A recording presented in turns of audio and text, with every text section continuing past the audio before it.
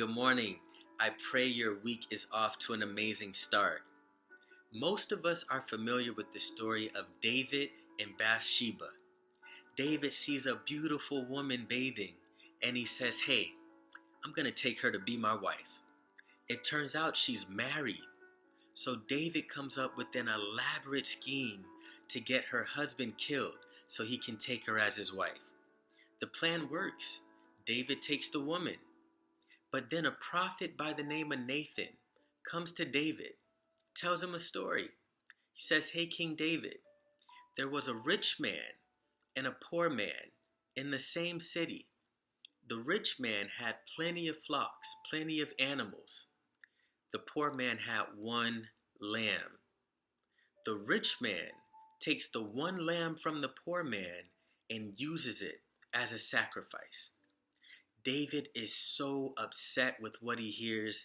He says the rich man that did this will surely die, and he'll have to pay back 4 times what he took from the poor man." Nathan says, "David, my guy, this is you. You're the rich man. You took the only wife that this poor man had." And in 2 Samuel chapter 12, verse 13, this is what David says. David said unto Nathan, "I have sinned against the Lord." Then we see something interesting. Nathan said unto David, "The Lord also hath put away thy sin. Thou shalt not die." So what we see here is Nathan is a package that comes to David with the gift of correction. As we can see, David could not even see the grand mistake that he made. So if you notice you did something wrong and you catch it later, that's simply a mistake. But correction is when you're blind to the fact that you're doing something wrong and someone meets you with an opposite thought or opinion. So to receive that correction means you have to drop what you think, what you believe, and go with the testimony of that other person.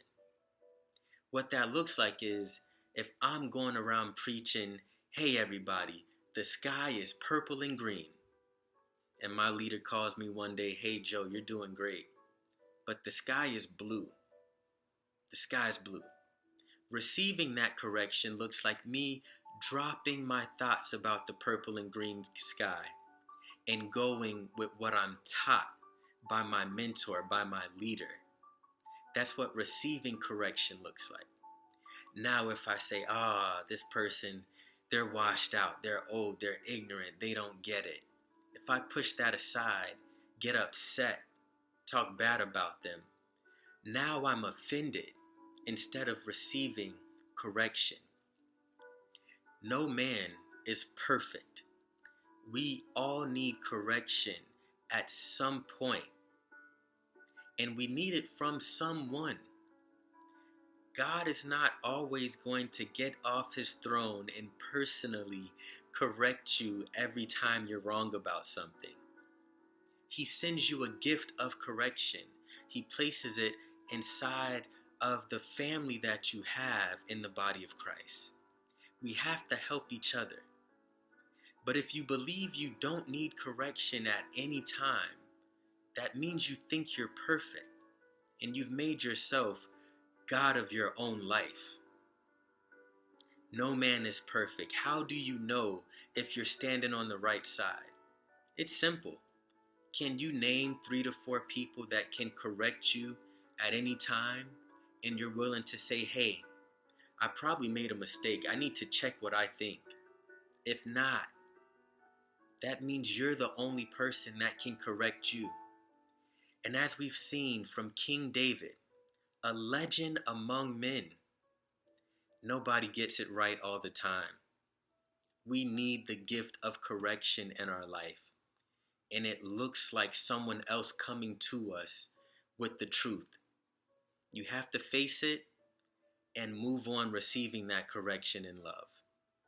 Even Jesus had teachers. We have to learn from one another. But if you can't name at least a few people that mentor you, a few people that you can call leader, teacher, pastor. That means you have placed yourself at the top of your life. And if things in your life aren't going well, you know exactly who to blame. You've made yourself God of your life, so you know where the problem is. But we need each other. So please, search your hearts. Ask yourself, can I name a few people who can challenge what I'm thinking and I'm willing to drop my thoughts and go with what they're teaching me? Can you name at least a few? If not, you really have to take a good long look in the mirror. Ask yourself, how's my life going? When was the last time that I got some advice that made it go better? Or do I fight against everybody who brings good correction in my life? Please, this week, Group 52, find out who those mentors are in your life. If you don't have them, connect with somebody in the body of Christ and get someone that you can grow with, because we were not created to do life on our own. We all need correction, but the word tells us correction leads to life. So if you can partner with a friend, cover your mistakes, you move forward and you'll live life abundantly. Group 52, have the best week of your life.